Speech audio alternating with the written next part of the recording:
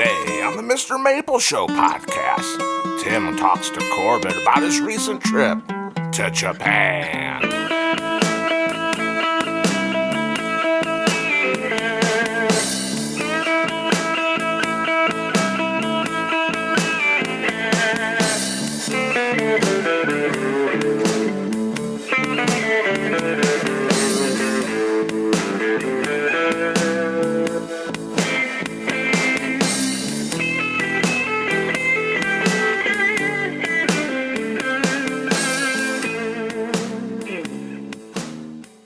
Howdy and welcome to the MrMaple Show, y'all. Today, I'm super excited. Corbin Wildcat, our media manager, is fresh off his trip to Japan. And today we're talking about his trip to Japan, where he visited Nakamoto Weeping, Nakata-san, who came and visited us last year. He went and visited a number of awesome places, including Tsukasa Maple and World Maple Park. Some awesome bonsai places as well.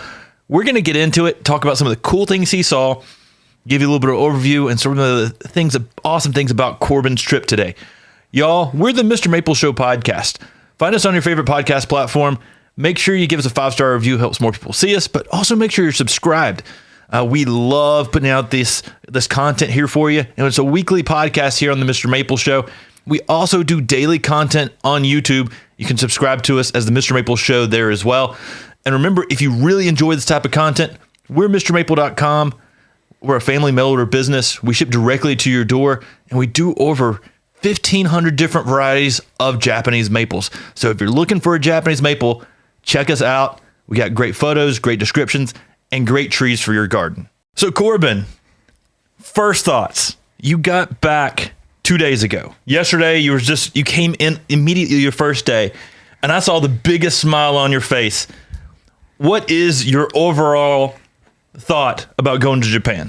It was amazing. I'll be honest. I love the culture there. I love the plants, and I was there right during cherry blossom season. So I finally kind of got an understanding to why it's so hyped in the Japanese culture, because it was honestly one of the most beautiful things I had seen. And it wasn't just in like one location, it was across the whole country. So I mean, April 2025 Japan trip is it's a pretty spectacular trip. I mean, seeing your photos on Facebook and following you going around, it wasn't just your photos. I got to see Nakata-san's photos of you going to some of these awesome places. I know the general idea because Matt and I've made a couple trips to Japan as well. You typically fly into Narita. And then when you get to Narita, what's your first thought? So I flew into Haneda, but it was funny because my friend who accompanied me across the trip, we both took separate flights, and he landed in Narita, I landed in Haneda, and the first goal I had as soon as I hit the ground is like, okay, I need to find my hotel. I need to navigate the train system, which I've heard so much about, being very difficult. And that was my first goal. I was like, okay, where's my hotel? How do I get there? What trains do I have to take?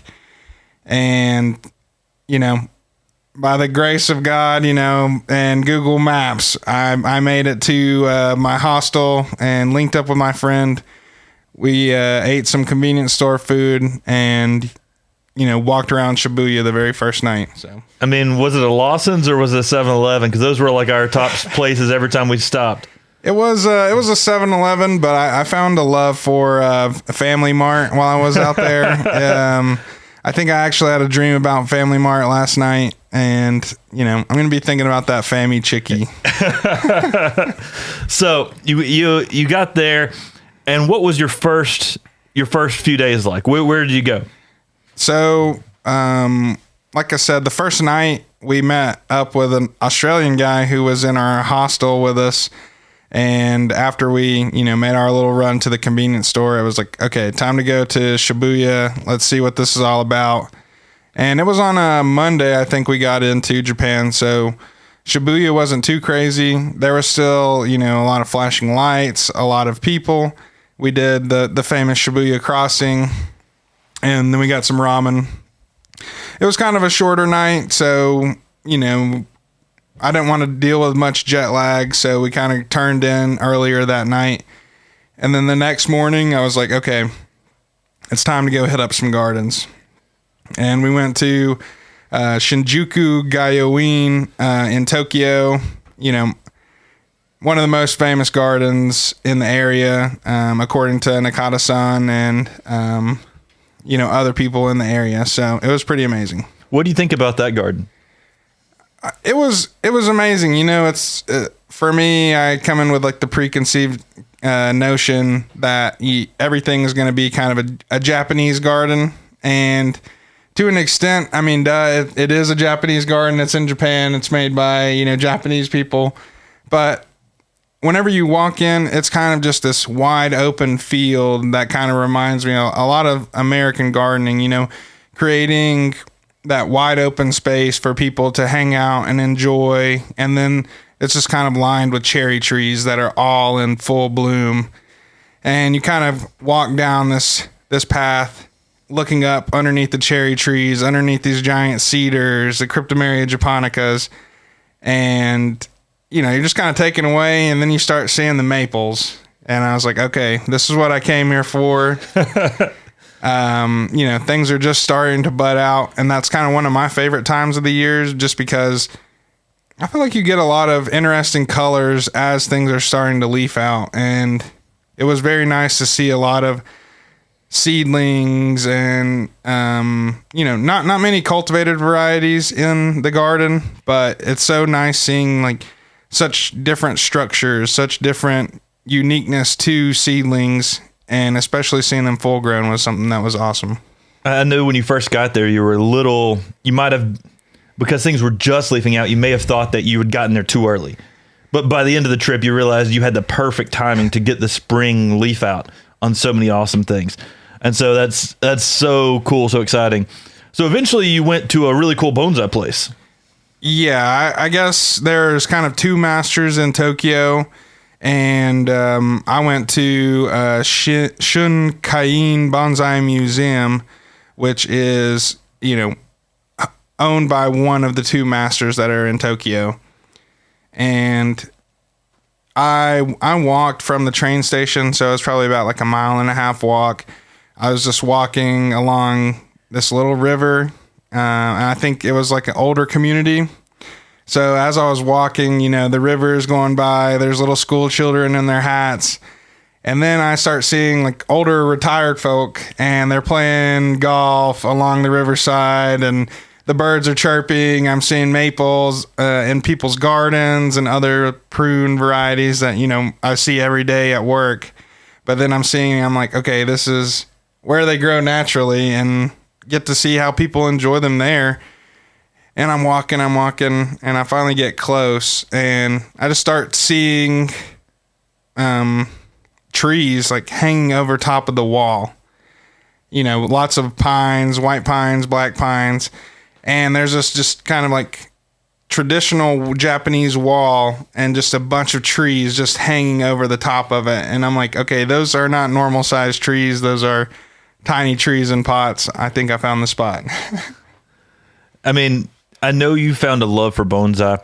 You've been with us for how many years now? I think it's, 2.5, maybe give or take a couple months on that. And as soon as you got into MrMaple, you started expressing an interest into bonsai. I mean, it was shortly after you already had a bonsai in training. And so what was it like going from that, in a relatively short time to seeing a master's work in Tokyo, Japan? Oh man, there was a lot of, a little bit of imposter syndrome going on. It's like, okay, this guy's trained, tens of years to be in the position that he's in right now. I'm just kind of a novice, still starting like my horticultural journey. But then it's something I felt like I really gained a different kind of appreciation for horticulture over there. And to see these amazing, I literally saw 1,000-year-old trees at this place of the Shimpaku juniper varieties. And I think it's a very powerful thing. You know, you see trees that were either grown out in the wild and just hammered on for years and years by the elements to where they grow in such a unique way, and then they're taken from the wild, cared for by multiple generations of people, and then it's like it's there just for you whenever you're there, and it was very magical, honestly. I mean, in some sense, it's kind of like going to see a Picasso, but you're seeing a living Picasso. You're seeing something that multiple artists have continued on, and so many different people's hands have touched to keep this thing living, to make this tree beautiful and continue on with the original concept of this bonsai. And so, I mean, when you see something that's thousands of years old like that, it's like, wow, that's crazy. It really was crazy. And I actually ended up going there twice because, you know, spoiler alert, I ended up losing an SD card, so I had to go back. But the second time I went, I felt like the energy of the place had changed completely. You know, the maple leaves were fully leafed out. The pines were starting to candle. The junipers were starting to put on new growth.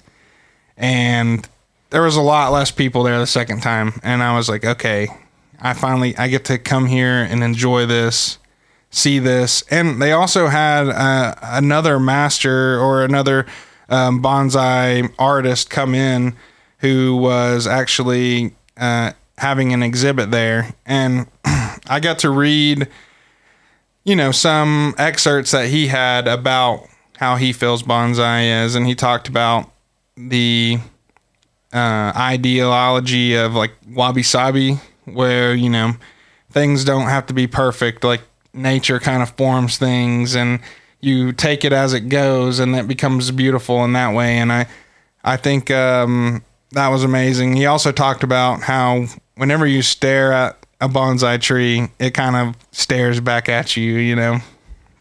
Yeah, some interesting things there. Now, from that bonsai exhibit, that bonsai masters showcase, you left and then went towards Fukushima to go see Nakata-san. Now, Nakata-san, for any of y'all that don't know, when Matt and I were on Nippon ni Ikitai in Japan, we were on a TV show, basically like Who Wants to Come to Japan. We went and trained under Nakata-san on how to build a Japanese garden. And then we built a Japanese garden in Japan. And then he came over to the United States last year when, you know, we were showing him around our place. And, you know, we got to see some amazing things. He took us to see some amazing, exciting things when we were in Japan. And then he met Corbin on his trip to the United States. And then Corbin went back and hung out with Nakata-san and his family. So tell us a little bit about that. First off, I just feel very blessed to have that opportunity. You know, it's like the stars kind of aligned. You know, talked to Nakata-san for a week. I made him biscuits and gravy, and, you know, talked to his daughter Ayaka, and just really connected with him while they were over here in North Carolina. And then to get to go to their home, eat traditional Japanese food, have a couple traditional Japanese drinks with Nakata-san the first night, and Google translating back and forth with him. It was something I'll never forget. And then on top of all that, you know, that would have been just perfectly fine. But I got to go see Nakata Seed, his nursery. He's got like 3 nurseries that all kind of do different things. And I was just so impressed. And I think there's a lot of similarities with Japanese culture and ideology about, you know, nature and Native American culture. So I think we really connected on that. And he just kind of showed me all these amazing things. I mean, it was awesome to go see. Just, you know, this might sound crazy, but it was just awesome to see Japanese soil. Okay, they've got volcanic ash mixed with these pumice rocks, mixed, you know, volcanic rocks, volcanic ash mixed with all of this acidic soil from the Cryptomeria japonicas, and they all work together to make the perfect soil for Japanese maples. And I was just like, wow. Yeah, I mean, it's pretty spectacular when you get over there.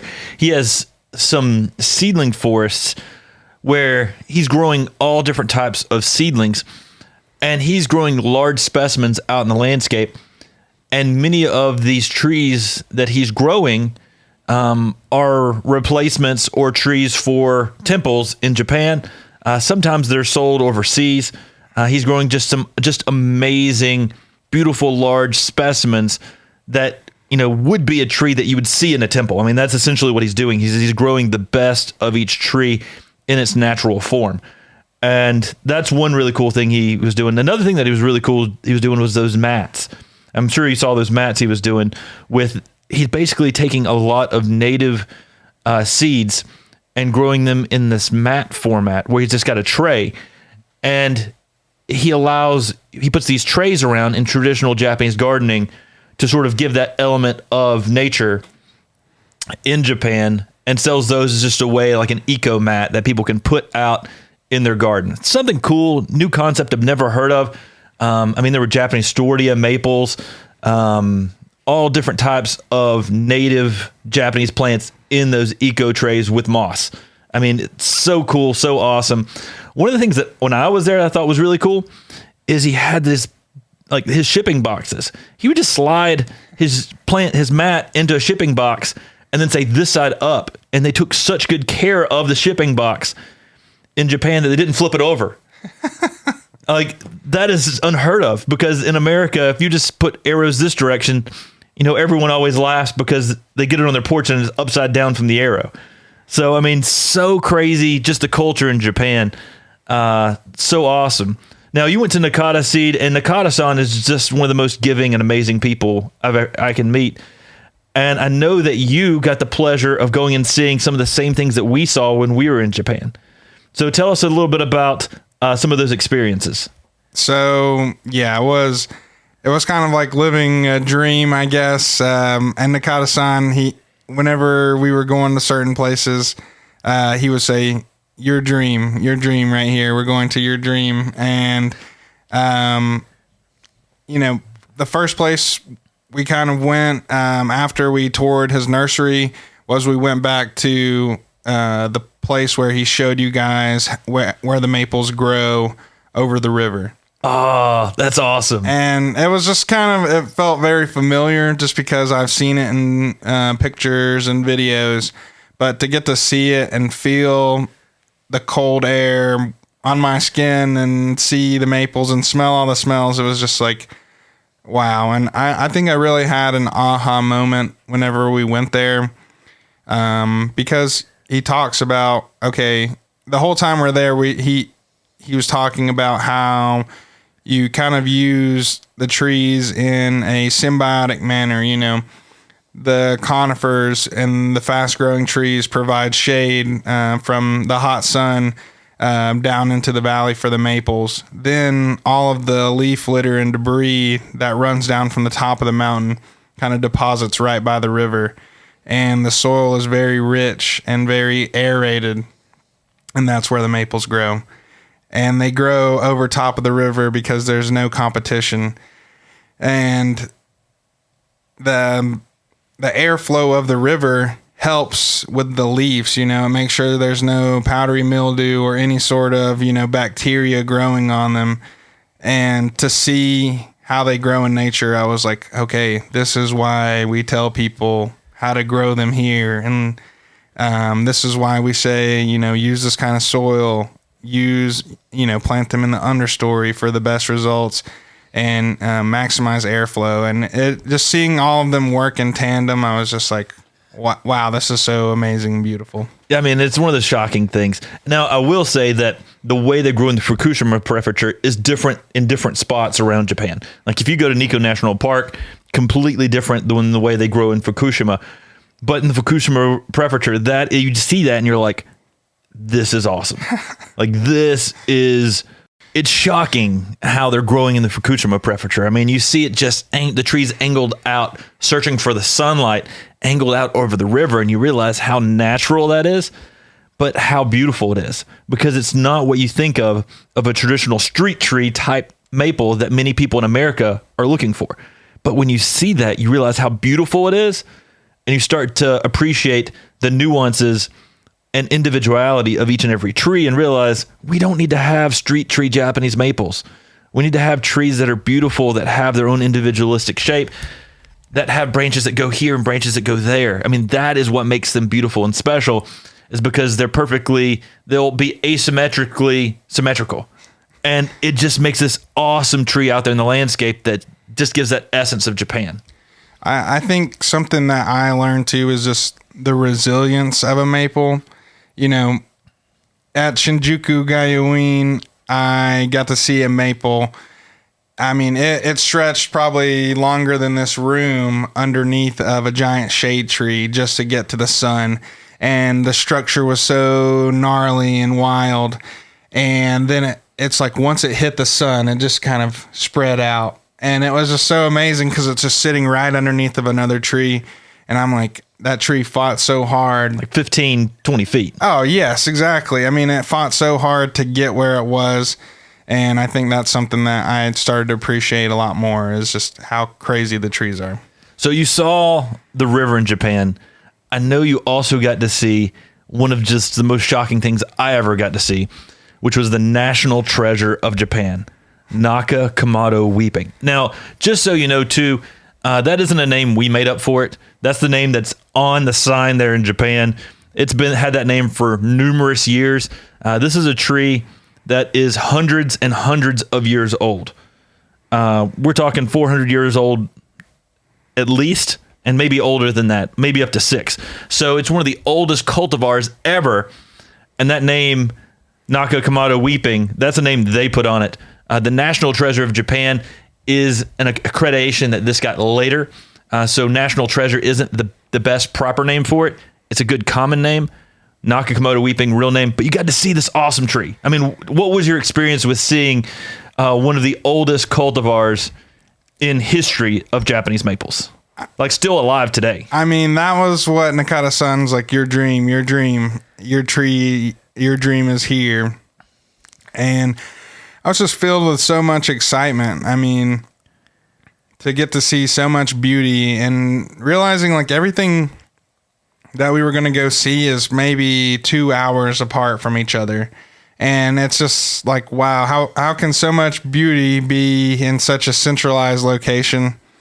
And starting to see the signs for Nakamoto weeping and parking in the parking lot and seeing it kind of just, you know, be lurking in the background behind these farmhouses and behind some of the gardening areas that are kind of surrounding it.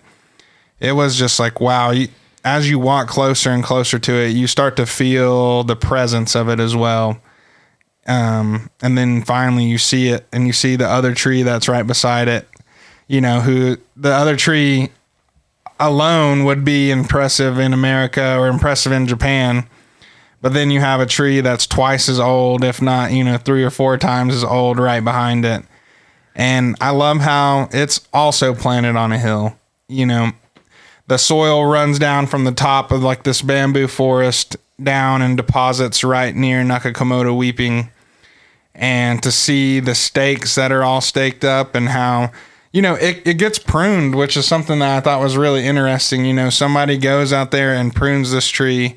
And I just was, looking up into it, and I was like, thank goodness that's not my job. I don't know if I could handle the pressure of something like that. And then there's a shrine right next to it too. And it is kind of like a religious thing. It's like, wow, this tree's older than, America, and it's older than, a lot of generations in my family. And like, it just has so much history and such a presence. And that was something I was like, wow, like rarely do you get to take in something like that. Yeah, I mean, Nakamoto weeping, they've got that original Nakamoto weeping right there. But in Japan, they often will take a seedling from it and on an important tree and have it kind of in waiting in case something happens to the original. And like you're talking about, they've got a seedling from it beside of it that's probably 200, 300 years old. I mean, it's huge. And then the city, I don't know if you got a chance to walk around the city, but there's a lot of seedlings around the city as well that people have planted around to just sort of, play off of Nakamoto weeping. And it is amazing and shocking. To me, whenever I went, it's the most beautiful Japanese maple I've ever seen. I mean, you get that age, that presence, that twisting, the gnarliness of the trunks. I've never seen anything quite like it. And if I had to pick my favorite Japanese maple of all time, we're not talking cultivar, just the favorite tree I've ever seen, it's Nakamoto weeping. And I'm so excited that you got to go see that tree because, I mean, it's just so shockingly beautiful. It's got the age to it. It's got the twisting, the gnarly trunk to it. It's got that graceful weeping habit. And like you said, there's people who go out there and still prune and shape this tree that's just one of the most amazing trees I've ever seen. Yeah, I think that there was many things I learned on the trip. Like I said, like whenever we went to the valley, I had an aha moment. And then whenever I went to Nakamoto weeping, I had another aha moment. Like the physics of a tree started to take shape in my head. I'm a big animal lover, and there's things like the Brachiosaurus, or like things like that can only get so big because the physics of Earth will only let you get so big as an animal. And it was amazing to see that same principle take place in a tree. And it was like, wow, like you can see it really won't start weeping much more because the water has to travel such a far distance from the roots all the way to the branches. And it was just amazing to kind of see, okay, like the vascular system of this tree has to work so hard to get those final leaves pushed out. And this is, Nakata-san told me like this is about as big as it will ever get, that was like a very wild thing for me to think about because it's like, it's taken hundreds of years for a Japanese maple to get there, though. Exactly. And like that was something we talked about with cherry trees. I guess we talked about the Somei Yoshino Sakurai, and at his nursery, he was growing some, and 30 feet is about their max distance. And it was just amazing because, you see this twisting and curling of the branches, and like all I could think about is a river. Water moving through the branches to make it to the end. And then to see the trunk, you see gravity enacting on it even more. It's like the weight of this tree makes the trunk so gnarly. And I asked him too, I was like, do you think it got infected by aphids as well? And like there's burls mixed into the trunk. And he's like, I think it's a combination of the gravity and of infection that made it look the way that it is. And I was just like, wow. Yeah, I mean, you look at that and it's just shocking and awesome. I don't want to give away too much though, because we're going to have videos on our YouTube channel coming out on each of these things that Corbin went and visited. He got awesome photography and videography while he was actually going and visiting these places. So we're going to be able to share a lot of this content with you through our MrMaple Show. Corbin, he's the man for that. So you went and saw Nakamoto weeping, and then you went and saw one of the older cherry trees after that? Yeah, so I guess it's called Miharu Takizakurai. So it's in a town called Miharu, which I did some research, very light research, but it means like the town of like 3 springs, I guess. And it's named that because in that town, I think the plum trees, the cherry trees, and another, fruiting, so plum, cherry, and then there's another blooming, flowering tree, and they all bloom at the same exact time. Oh man, that's sick. Yeah, so I mean, you got to experience some things I never got to experience because every time I've went in the fall. I went in late fall, which is very different, late fall, early winter, to experience than what you experienced. You got to experience the leaf out. I got to experience fall color. Like when I went to go visit Nakamoto weeping, I saw fall color. I didn't see the fresh green leaves coming out. And so very different experiences, but it's so cool to hear these different things. And because of that, I walked Yoshino Trail, but I didn't get to see the Yoshinos in bloom. You actually went during some of the time to see the cherry trees and some of their best. And tell us a little bit about this particular cherry tree that's world famous. I mean, it's kind of like a Nakamoto weeping, but of cherry trees. Yeah, so I mean, you guys will get to see some footage, and I'm sure we'll include a photo in this segment too. But it was, I mean, it's thousands of years old cherry tree. To give you an example of how amazing this tree was, we went to a museum located in the town where I believe Nakata-san and his wife used to work. And in there's a photo of this Miharu Takizakura that somebody had painted 200 years ago. Oh my goodness. So, and the tree looks crazy still. And it's just like, okay, this is a tree. It also has its own sort of presence. It was amazing. And it's just massive. It has the gigantic stakes like how Nakamoto weeping has. And it'd be interesting to see if that was actually another national treasure of Japan, because a lot of those really old trees like that are considered national treasures because they're dated, they're old. It's kind of like that cryptomeria that's 2,000 years old in Nikko National Park. I mean, it's insane that there are plants that, I mean, literally, we date everything based on before Christ and after Christ, and we're talking about a tree that was around during those time frames. That is just mind-blowing. Yeah, it really was. And I think one of my favorite things is to see the reverence that the Japanese people have for things like that. I'm not saying that Americans wouldn't have that, but to see something that's been so well taken care of, like seeing how Nakamoto weeping has people going out and pruning it, how somebody went out and staked it up so many hundreds of years ago. And to see this tree, it was very awesome. I mean, you'll see the pictures of it. It is massive. It probably is, 45 feet tall. And then it's probably like, 60 feet wide. It's insane. And something very cool that I never thought about too before. And I'm sure we'll get into this a lot more in the video of it. But Nakata-san is like, this is multiple generations of tree. And I was like, there was a little bit of a translation, loss in translation, but then we finally it clicked after I had gone to a castle that he took me to that I think the next day, but he was trying to tell me in the inside of a cherry tree, if you ever have cut down a cherry tree or you ever have done grafting work on it, you know how thick the cambium is on it. So my theory and my kind of what I put together is, okay, the cambium of a cherry tree is so thick, it holds a lot of water. And under certain conditions during the wintertime, that cambium freezes, it cracks, and it splits open, like showing that heartwood of the cherry tree. And what happens is I think that wood rots relatively easy. So what we were seeing in the Miharu Takizakura was the heartwood had turned into dirt inside of the tree, still surrounded by the living cambium of the tree.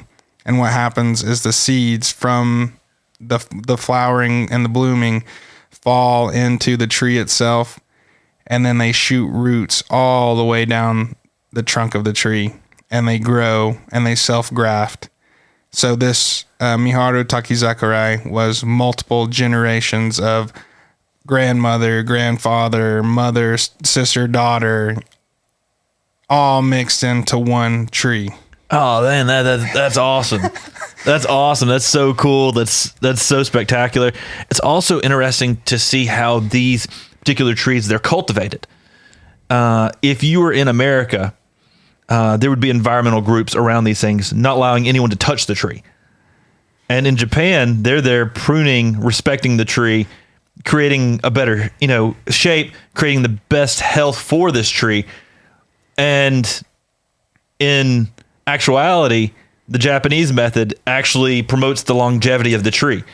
and helps the tree better than just nobody can touch it. No, we don't want anybody to touch it. I mean, there's some arboretums like that way today where they won't let anybody go in and take cuttings or prune on the trees. And that's not the long-term health of the tree. We're seeing this in Japan with hundreds of year-old trees that are thriving and thousands of year-old trees that are thriving and doing well because they've been cultivated. I mean, so awesome to see that. And then to see that natural graft thing, I mean, that is next level. I mean, where they're just growing together, all these different things. I know you've talked a lot about this cherry tree, but then when you at the castle the next day, you saw something pretty spectacular about that same kind of effect. Yeah, and that's where I had another aha moment, because we, Nakata-san was showing me that, and I finally got to see the roots exposed. But then on the way up to the top of the castle, it catches my eye that there is a maple tree growing inside of a cherry tree. What? So that was something that was amazing, because it's like, oh, well, not only is it perfect to grow cherries, there is a literal hybrid tree growing right here. It's a maple that's grown into a cherry tree. It's growing out of a cherry tree. Yes, and it was just wild. It was just like, wow. So you have that dirt on the inside, and then a maple seeds fell into the crack, and then all of a sudden, boom, you've got blooms happening with the cherry tree, and then you've got leaves happening with the maple all in the same tree. Yeah, and it was just wild because, I mean, the caliper of the tree was probably about that big that was coming out. The maple tree was coming out. Like 6 inches. Yes, it was a huge maple tree growing out of, a 200-year-old, 300-year-old cherry, and I'm just like, what in the world is going on here? Oh, man, that had been pretty cool to visit a castle in Japan as well. Yeah, we don't get to see many castles in America other than maybe White Castle. So it was nice. It was nice to go see some. I guess they rebuilt a lot of the castles in there because they're all made of wood, so they get burnt down sometimes. And to see a recreation of that was just very cool. All right, so from there, where all do you go from there? So then it was kind of a little bit of hopscotch. We went to Osaka. People are allowed there. Oh, people are allowed. It was an awesome time there. Ate some really good Wagyu beef. There's some good food there too. I mean, we had some just amazing okonomiyaki there. Matt and I, whenever we went to Osaka, it was so different from the rest of Japan, because when you're in Japan, everybody's quiet and they look away from you. If you need help, if you're at a parking thing trying to figure out how to use a parking machine and you don't speak Japanese, people will line up to help you. But everybody's walking with their head down. I mean, they're paying attention to where they're going, but they're not giving you direct eye contact. When you're in Osaka, everybody is trying to be your friend and they're loud and boisterous. It's so different because it reminded me so much more of America on how boisterous, but to like an extreme. So that I'm sure that was a fun, unique experience. Oh yeah, in Osaka you could tell. In Tokyo they dress a certain way, and then you get into Osaka and you see people's clothes start to be a little bit more outwardly expressive. People are a little bit loud. Something I learned too is, whenever you're on an escalator in Tokyo, I think you get on the left side if you want to stand. But then in Osaka, it's flipped. You stand on the right side and walk on the left. So that's just a little bit of insight about. I never did escalators in Japan, so that's good to know. So that's just something just to show you how different it is over there. And it was awesome. We only stayed in Osaka maybe 1 or 2 nights, and then we hopped on our way to Nara. Oh, snap. You're going to World Maple Park. Yeah, so Nara was dope. It was, we kind of walked to Nara Park the first night. Did you see any of those deer? There was hundreds of deer. It was weird because, in America, you see a deer, you get close to it, it runs away. You go into Nara, you see a deer, they start coming towards you, and they're fed. I mean, You're encouraged to feed them there, which is a crazy concept. Yeah, it definitely is. And I think some of those deer, they could do with a little less feeding for sure. But it's kind of strange, It's just like, okay, my whole entire life, deer have run away from me, or, my grandpa did keep some white-tailed deer back in the day, but it was funny. And then to see like this gigantic park too. I mean, Nara Park is very massive, and to be walking into a city and then to just, you cross a barrier, you cross a torii gate, and then it's like you're in serene, peaceful nature mixed with like religious, structures and stuff. It was just unlike anything I've experienced in kind of the United States, I guess. It was shocking for me too. And the differences with Japan and the United States are so different. If you had that same experience in America, where they were encouraging people to feed deer, people would be out there trying to feed them beef jerky or all this crazy stuff. In Japan, they actually respect the deer, and they're feeding them vegetables. They're feeding them things that are deer food. In the United States, they'd be like, here's some chips. Here's some Doritos. Exactly. Cheetos. I mean, like, it's not deer food. So different, and a very different appreciation of the wildlife, and a different concept than what you'd ever see in a national park here in the United States. So you got to World Maple Park, and World Maple Park was cultivated. It's an old school that was cultivated by Masayoshi Yano. He's the guy in Japan. He was a good friend and mentor of ours. He recently passed away. We've got a podcast on him if you want to go check that out. But he wrote the book that's half in Japanese, and then it was translated in English. So it basically has both in the same book of a lot of the trees that he introduced, but other trees he's been cultivating in Japan. And he has about 1,200 different varieties of Japanese maples at World Maple Park. Just an amazing place. I know Matt and I got to go visit it, but on this trip, you also got to go visit World Maple Park. So what did you think of this place? Oh man, it was a little scary getting out there. Took the train about an hour and a half, and then took the bus for about 20 minutes, and get dropped off in the middle of this it was a little bit of a ghost town, I'll be honest. It was a lower populated area, and I'm following the GPS, and then I just start seeing maples. And I start seeing maples that aren't just green, I start seeing some oranges, some pinks, some yellows, and I'm like, oh yeah, that's where I'm headed right now. I'm going up to World Maple Park. And what was interesting too is I guess I didn't check the elevation, but Nakamoto Weeping is so far, it's probably about 3 or 4 hours north. Mm-hmm. By bullet train. So it's very far, like it's far north up the country. And then you go down to World Maple Park, and it's a little bit more southern, but stuff was just starting to leaf out in that area. I ate, I went to the cafe that they have there. They had some paintings of the Migetsu, the fall moon, the autumn moon with some maples. They had some Maple Cafe is awesome. Yeah, they had some maple syrup. They had the 2 big maple characters that I guess dress up and walk around there. And I had a hamburger and some curry, and then I went and walked around World Maple Park for 2 hours. What was your thoughts of seeing his collection, mostly in the ground there at this old school?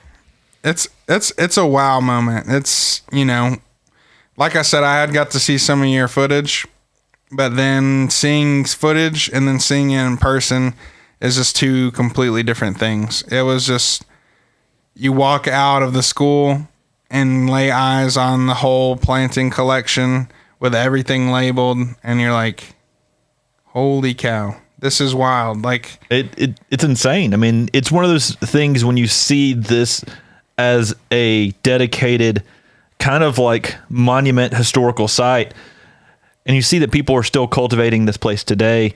It's awesome. It's awesome that they're continuing it on after Yano-san passed away. On YouTube, you can go and check our 2 videos of Matt and I walking around. You can hear Yano-san talking. You can hear the translators talking. You hear Matt and I having conversations with Yano-san. I mean, that is such an amazing video to check out. But then here in a little bit, we're going to be having Corbin's video of what this looks like today. So you can see how this place is transformed. You can see some of the cool things that you've seen. We don't want to give away too much away from this future video of World Maple Park. because it's always cool to see these things and how they're developing. But what is one of the more exciting trees that you may have seen? I mean, there's so much to see there, but what's one of the more exciting trees that you saw at World Maple Park? I will say the whole time I was in Japan, I was kind of blown away by the species. Not like for here in America, I get exposure to, Acer rubrum, silver maple, all these, native maples. And then I get a little slice of it with, palmatum. And then we have, japonicum, shirasawanum, all the species we have here. But then there's species I'm like, I never had heard about, or I never had actually laid eyes on a real plant. And there was this awesome Acer morifolium owanagi goishi, and it was this pink, white, green, yellow variegated Acer morifolium. Oh man, that sounds dope. That's the awesome snake bark. Yeah, I was just like, oh my gosh, man! Like, snake barks are so legit. I have so much more to learn.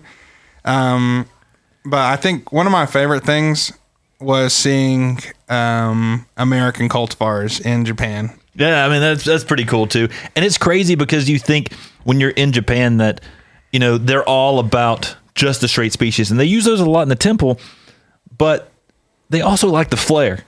And you see that with that snake bark that you're talking about. I mean, you got that pink, you got that white, and that is one that's selected for having that extra flash and showcase to it. I mean, they like the flare more than we do. I mean, you got to think about koi and how they've developed koi for hundreds and hundreds of years. That's the reason they've developed Japanese maples, is because you've got just this amazing sense of color and things that can be cultivated through continual selection. And so, I mean, that's flare showcase in nature, which is amazing. So cool. Now, from there, you went back towards Kyoto. Yeah, so in Kyoto, my friend and I, we took a trip to kind of this imperial garden. I can't exactly remember the name. I'll have to ask him. But it was just, I guess, an area for the emperor to kind of chill out, have a view of Kyoto, and just have a garden there. And there was like 3 houses. They each had Japanese gardens around them. There was huge, like, I probably saw 100 red pines that were all 150 years old. They had all been pruned and shaped to a certain way. And then at the top of the mountain, you walk from each house and you get to the top of the mountain where there's kind of this strolling garden and a pond that's been made up there. And to just see all of the Pieris japonica, to see all the native azaleas, to see the maples and the white pines and the red pines all kind of working together in the garden. I was just like, all right, you start to understand why there's such an appreciation for nature, for gardening, for tranquility in Japan. And I'm just like, wow, yeah, this is amazing. I mean, Kyoto is just filled with amazing temple gardens everywhere. When we went there, we went to one of the gardens down low that was like a national historic site.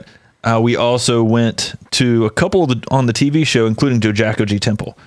And I mean, that was some of my favorite time, is getting to see and understand what they're doing. The golden temples around there as well. I mean, there's just so many awesome gardens in Japan that I went to go visit. And I mean, if you're looking for temple gardens, Kyoto's the place, because there's, I don't know how many, but I mean, it feels like you could spend a week there and never visit all of them. I mean, it is amazing and awesome. And then after you went to Kyoto, you went back towards Tokyo, and Tokyo is where Tsukasa Maple is.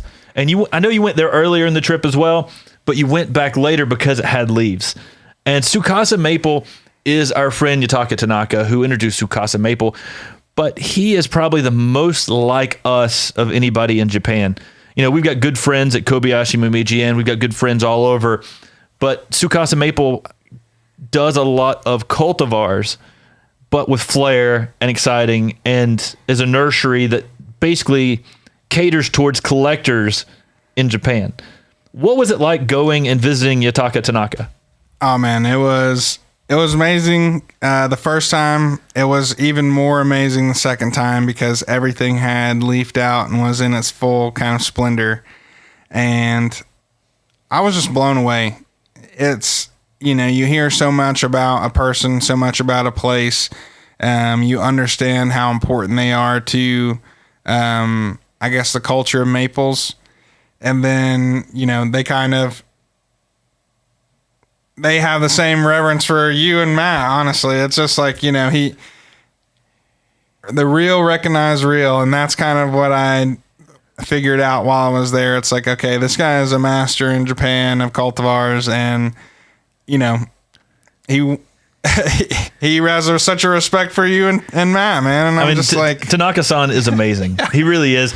It was funny because he started asking. I know he asked you about some of the cultivars that were in our videos, which showed he's watching the MrMaple Show on YouTube.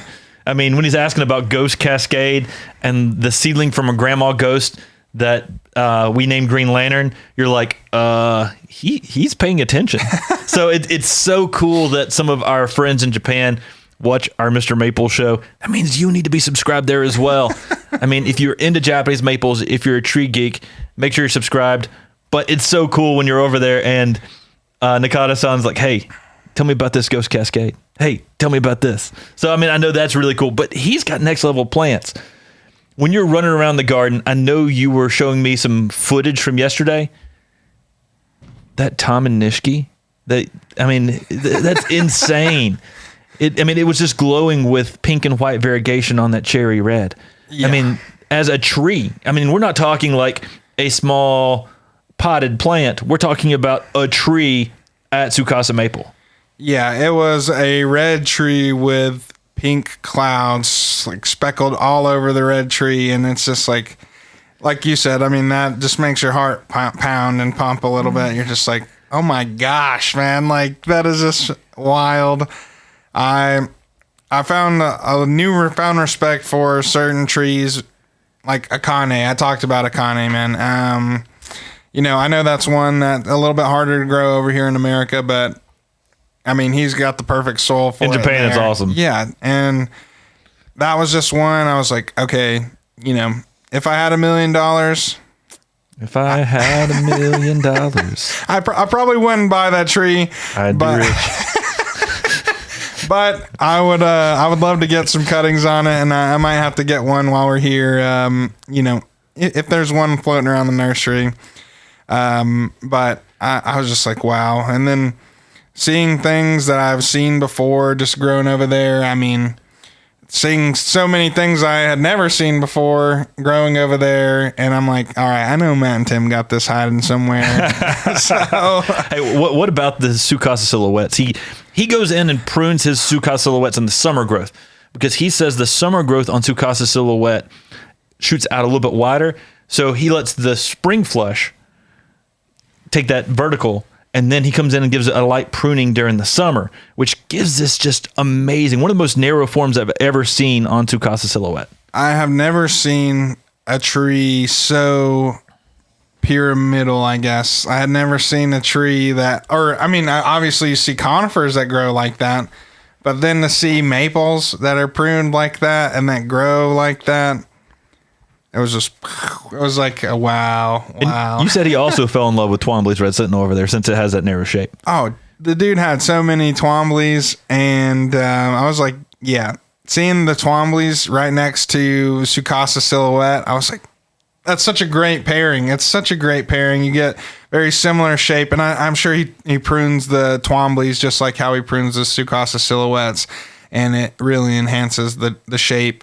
And there's such a nice contrast between that bright green and that dark, deep, rich cherry red.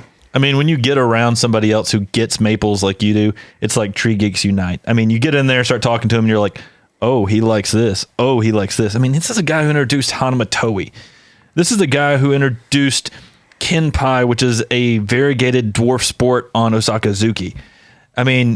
This is a next level collector who's got a business who loves Japanese maples.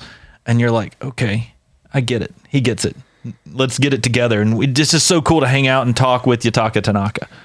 Yeah, it made me just think, I was like, wow, I have I would never claim I'm a master or, even barely a novice, I think. But I was like, wow, like I have so far to go in my horticultural journey to be anywhere near this guy. And like that was what's so awesome is like that drive to learn and that drive to be like that. And it's just like, I just enjoy the fact that I'm chasing after, people like Brian. I'm chasing after people like Matt and Tim. I'm chasing after Nakata-san and, Tanaka-san. And it's just like, wow, like that's what kind of breeds like, some life into my sales. And I'm like, okay, I can see where I can be. I can see what my horticultural journey could be, and like that's what excites me and like wants me to keep learning every single day. I mean, that's the awesome thing about traveling and traveling with plants and traveling to learn. I mean, it's the pursuit of knowledge in Japanese maples that's exciting, because the more you learn, you don't know anything. And I'm looking up to people like Tsukasa Maple. I'm looking up to people like Nakata-san because they have so much experience. But it's crazy because they've got experience in certain ways and I've got experience in certain ways, and we can learn from each other. And it's awesome to make those connections. It's awesome to be able to talk and hang out and learn everything you can from them and try to be sponges and just soak up as much information as you can. And that's what we try to do here. I mean, we are going to be showcasing a lot of Corbin's videos coming on the MrMaple Show at different points throughout this year. Some may happen sooner, some may happen later, but you should check these things out because you get to experience this trip to Japan that Corbin's had and get to see some of these exciting moments in Corbin's life of transformation on horticulture and in Japan, and seeing these hundreds of year old trees, thousands of year old trees that are just next level. Corbin, appreciate you jumping in today's podcast, your first podcast ever, which is shocking because you've been here so long. But we had to cover Corbin's trip to Japan. Y'all, if you like this type of content, make sure you're subscribed here on the MrMaple Show on your favorite podcast platform. But there's also a video component that airs right after this. After the audio component airs, there's a video component that airs on YouTube. We'll throw in a few photos from his trip, but the real stuff's going to be coming later on the MrMaple Show. Check out Corbin's trip to Japan. Corbin Wildcat, he's awesome part of our nursery here. Manages a lot of the video content we put out here at MrMaple. And y'all, make sure you throw him some shout outs in the comments on the YouTube section and tell him you appreciate him putting together all these videos we're going to be having coming forward in these next few weeks. Y'all, take care. God bless. And have a great day.